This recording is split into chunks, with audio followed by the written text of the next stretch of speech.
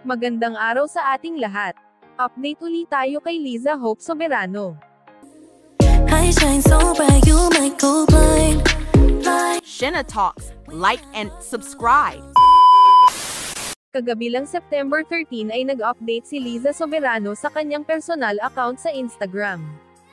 At guys, mapamangha ka talaga sa daming nanonood na fans niya habang ginagawa niya ang update tungkol sa kanya. Madaming iba't ibang tanong ng mga fans sa kanya.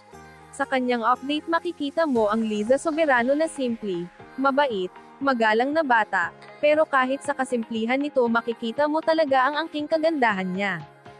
Simpleng sinagot ni Liza Soberano ang mga katanungan sa kanya ng kanyang mga fans, isa na dito ang tanong na. Ano daw ang paboritong pagkain niya sa Korea? Isa dito sa sagot niya ang barbecue. Sinabi din niya sa kanyang update na gusto niya ang pagkaing kimchi, at pinakita din niya ang madalas niyang iniinom na peach water at ang jelly peach flavored. May isa ding fans na nagtanong kung ano ang lipstick niya, at ang sagot niya ay Laka, at iyon ay bigay ng kanyang makeup artist. Pinakita din niya na madami siyang ear piercing. Sobra din na-amaze ang mga fans niya nung sinabi niya na 5 to 6 days a week siya nagwo-work, at papasok ito ng 9 AM to 7 PM.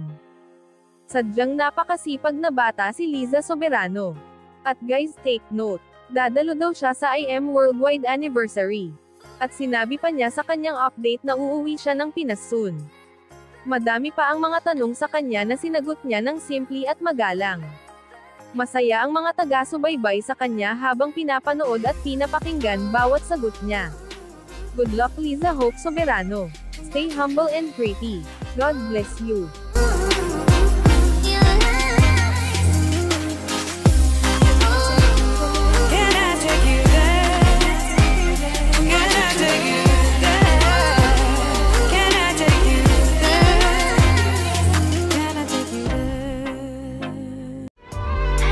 Thank you for watching.